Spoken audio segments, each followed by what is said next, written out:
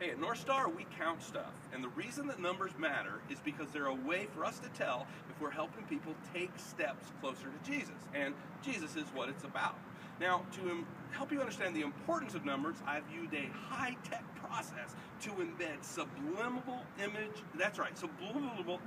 of numbers in this video. But they're very important numbers to North Star. We counted last year. But what you need to do is be careful because it moves so quickly, it may only be noticeable to your subconscious mind.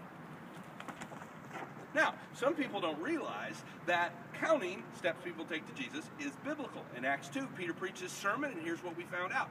3,000 people got saved and baptized. You know why we know that 3,000 people got saved and baptized? Somebody counted. Sorry. Now, I know they counted, and if you study the original Greek text, you find out they counted because each person has their own papyrus-based connection card, and they checked it off on the back. As a church, we need to count how many people got saved and baptized last year, because if less people get saved and baptized this year, well, we need to prayerfully consider if we need to change something. See, numbers empower us to see if our faithfulness is resulting in fruitfulness. You see, numbers can empower a leader, but numbers can also destroy a leader.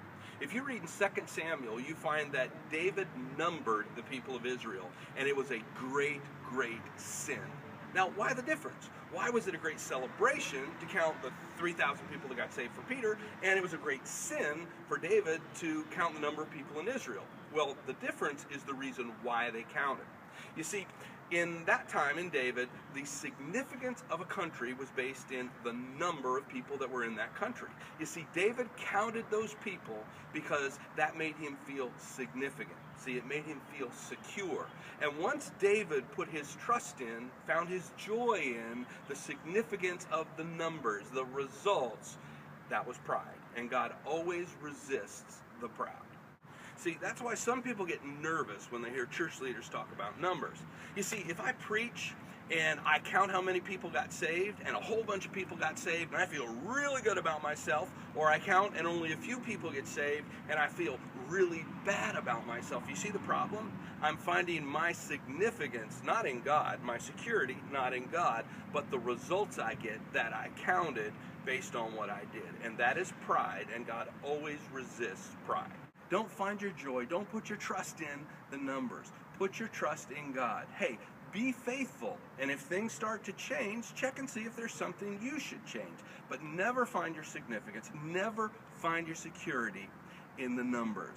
Find them only in God. Oh, and by the way, those 3 subliminal numbers that you saw, maybe you have to rewind, maybe you have to pause, but if you are the first person to text or email me back and give me what the 3 numbers were, you're going to win a $10 Starbucks gift cards. But until then, remember, don't put your significance in the numbers, but always count the numbers.